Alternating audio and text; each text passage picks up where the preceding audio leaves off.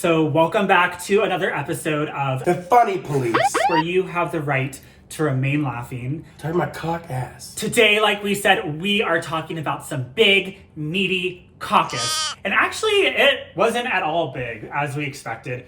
They said it was going to be big, but it was actually one of the smallest caucuses I've ever seen in my entire life. In fairness, it's been pretty cold recently. It's been pretty cold. We can expect some shrinkage, but I was not impressed. Let's just say that. So first of all, did you watch it? Did you watch the caucus? In full transparent honesty for all the viewers at home, there's thousands, I don't really follow politics, and I know virtually nothing of the subject, so I, as long as some viewers at home, am just along for the ride that Ashley's taking me on. Okay, but have you voted before? You can't just say, I'm not into politics. If I you have voted before. You voted for I four? voted before. Did you remember to write your name on it? Yeah, and then I voted for Trump. And then you voted for...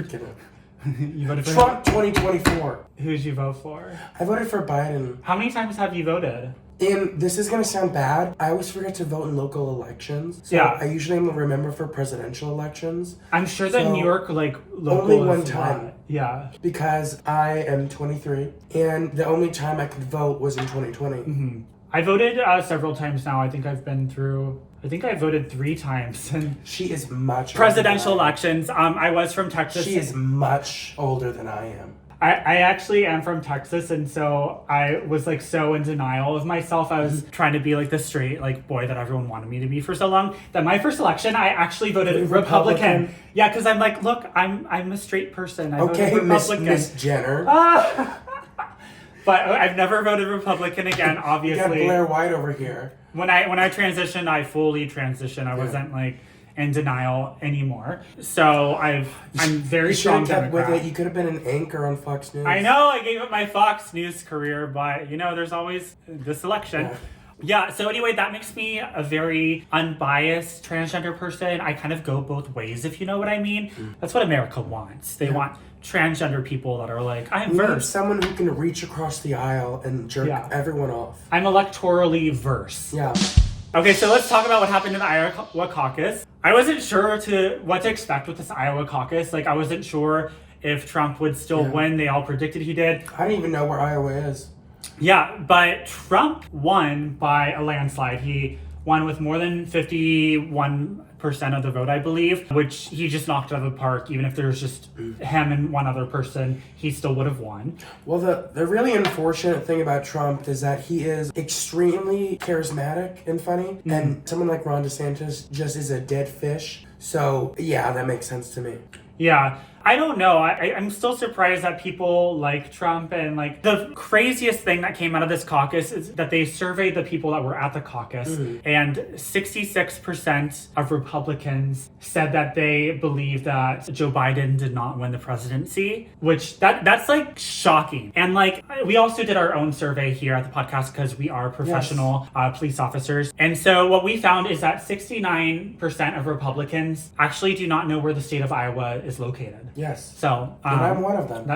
Iowa Caucus, who cares? But, the weird part is if they actually did think that Trump won the last election, wouldn't he be running for a third term right now? What does it mean? Why would they still want to vote for him? I'm really confused on this whole argument that these 66% of Republicans are trying to make. So it's Republican math. Yeah, it's girl math. So what this means that Trump won the Iowa Caucus, it means he is most likely going to be selected as a Republican nominee. There's still time for shit to go down, and that may not happen, but most likely he's going to be a Republican nominee because he won the caucus more than any other Republican had ever won before. So yeah, how do you feel about going into a repeat of the 2020 election all over again? Are you excited? What are your feelings? Well, I don't know if excited is the right word. No. But I would rather have Trump as the running mate than someone like DeSantis. Ron DeSantis cares way more about stripping LGBT rights, more so than Trump. No, I disagree. I think it's scary what could happen. There could be a lot more dangerous protests, and just his rhetoric is very divisive. It allows people to get away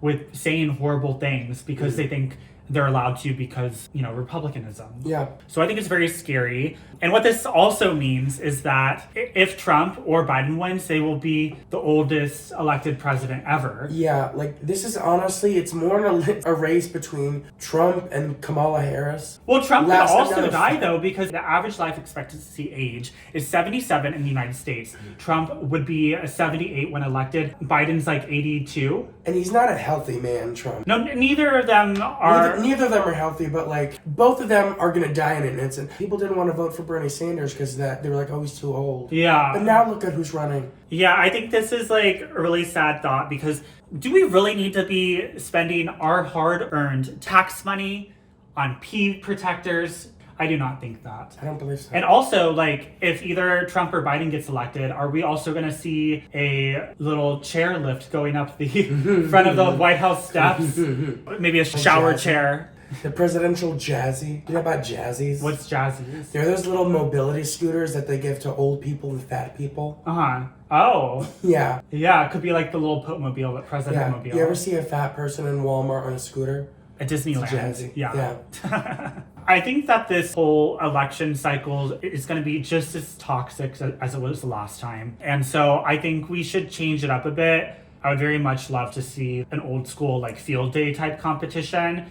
Maybe they should race each other with three-legged potato sacks, or do a full-on 26-mile marathon with walkers. A dance-off? Yeah, I think that would be more... Wet t-shirt should be contest. Survival of the fittest. Wet t-shirt contest. Yeah, wet t-shirt. Oh, okay. Those Joe Biden titties. But you mentioned before that you think that this could be a race with the vice president. So who is Trump's? Who's his running mate? It's not going to be Mike Pence because Mike Pence was not happy about the insurrection. Nope. And he was almost murdered. So it's not Mike Pence. Do you think Jeffrey Epstein could come back and be like, surprise, I'm pardoned? Do you think he'd have like a Marjorie Taylor Greene or someone? I think it could end up being Nikki Haley, which I actually think that would be really interesting to see because I actually do respect her more than Trump. I would rather have her run, but it would be totally crazy to have two females on as vice president because most likely one of them could very well become the first female president. Who do you think is going to be Donald Trump's running mate? Maybe some conservative media person. I think he could pick a Tomi Lahren type or just pick a really hot bitch. Oh. If Trump doesn't win again, will he run again in the future? Is this just gonna be Trump every year until he dies? Or do you think this is I guess, is there no limit? You can run as many times as you want to, and he has a hold over the Republican Party by far. Yeah. And the concerning thing is, if we're not gonna get rid of him until he dies. If he went to prison, he could still be president. Would he be popular in prison? Would he play basketball and work out shirtless? I don't know. Would he get a prison tat? He becomes a prison bitch. Yeah, a tramp stamp that says Mr. President. Come over here, sweetie. He has a shirt that's tied into a Daisy Duke top. Speaking of that, did you see he has new hats? He had a white hat that said, what did it say? It was it was a douchey bro hat. It said caucus captain. Is that the broiest thing you could possibly do while running for president? He has such a big ego, it's only grown. And the fact that he's not doing these rallies, he's just showing up to court what's up, everybody? He showed up for the jury selection, which he doesn't even have to be there. He just sat there to look at them and be like, yeah, you see me, I see you. Yeah. What you looking at? Yeah. Like my spray tan? It looks good, doesn't it? Up close. Bitch. I don't know. I think it's something.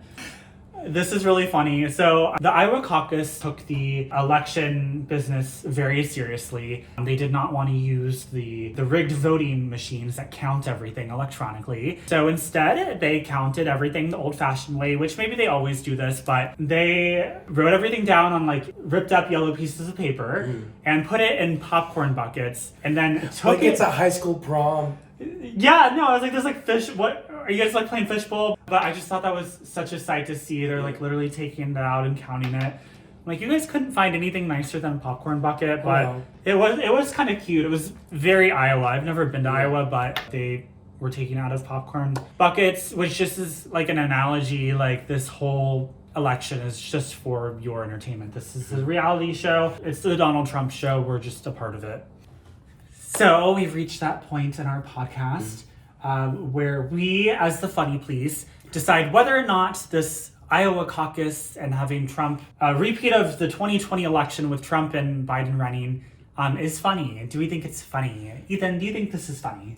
I would say yes, it is funny. I would, however, like to add a footnote. Okay. And that is, whenever an election cycle comes around, especially with someone like Trump, people say, they're like, oh, this must be so good for comedy. And it's like, one, no, we're exhausted. And two, There's nothing left to say about Trump that hasn't been said already. There's nothing left to say. And two, everyone is just doing the same jokes. Like, it gets so tiring. You still get to use the same jokes you had before. You can still use the same ones before. Oh my god, I used to have a Trump closer that was incredible. And maybe I can get away with using it again. Trot it back out. It was so good. Do you want to hear it? Okay. I would say, you can keep transgender people out of the military, but you cannot keep the military out of me. Thank you. It's a perfect closer, but I had to stop using it when Biden was president because it's like, we moved on from it, but now I can bring it back again. Yeah. You're right. Thank you for your service. That's a great, yeah. I think this is funny. That being said, it's going to make stand-up comedy exhausting for 4 years again. Yeah. It's going to be so tiring. I have to say that I think the caucus and Trump and Biden running again is not funny. I am so tired of it. I want to go back to not thinking about politics again. I have to say that if voting for Joe Biden again, I honestly do feel like I'm voting for Kamala. And I think she's great. She's very well spoken. She comes off as a powerful figure. I think she'd do a good job at it. She seems competent. Which is also interesting because if she were, something were to happen and she were to become president, like, would that count as a term if she were to run again? Or could she run two more? Like, that's kind of confusing because does she still hold the title of vice president? She would hold the title of president, and then someone would move up in the chain of command and fill vice president. And then, but then she would only be able to run again one more time, or win president again one more time. Honestly, I'm not sure. We might be able to find out because I think that was the plot of that show Veep. Oh, really? That Julia Louis-Dreyfus was on. But I feel like it's possible she might be able to run because she didn't. If she filled in the role of president, she didn't run as president. I guess we'll have to find out. So she might be able to run for another term. But yeah, I also think the reason I chose that it's not funny is because I can't stand the negative rhetoric that Donald Trump spews out constantly. I think our nation was in so much of a better place before when people were civil towards each other. Trans never used to be a bad thing. It was just kind of like not a lot of people knew about it. And we made progress for so many years. Gay rights, we got gay marriage, and everything was moving in the right direction. Yeah. And then Trump just brought all this negative rhetoric, which he also was very supportive of the gay community previous to running, but then he just totally flopped to get the popular vote. He is, in the essence of the word, he's a grifter. Yeah. Which means that he will say whatever he can to impress whatever kind of person he wants. He just wants attention, money, etc. I don't know if he believes all the conservative things he said. Yeah. I don't know if he believed all the Democrat things he used to say. Yeah. But he just says whatever he can to please whoever he wants to. And when he first got elected, I did give him the benefit of the doubt because of voting patterns in the past. Like, he has voted Democrat before, and then that quickly fell through. But I have to say, if he were to be elected again, I would very much fear for his first month in office. Yeah. He's gonna go off, get rid of transgender and gay rights right away. I feel like he's going to come for us, but I also feel like he could come for the democracy and try to make it so he can get more terms and change the way that the voting systems work in his favor. And so I think that's very scary. Liz Cheney talks about in her book. I think there's very much to be in fear, and I don't want to have my rights taken away. It's not funny. Anyway, that is our big caucus update.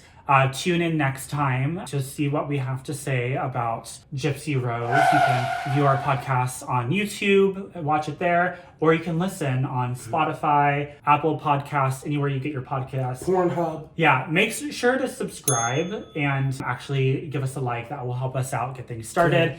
We're investing in some really cool audio equipment that we can't afford, so definitely help us out. Ethan, where can we find you? You can find me on Instagram at efiller13 or efiller13. Also, find me at Ashley Ryan TV on pretty much everything. And that is our show, The Funny Place for today, where you have the right to remain laughing.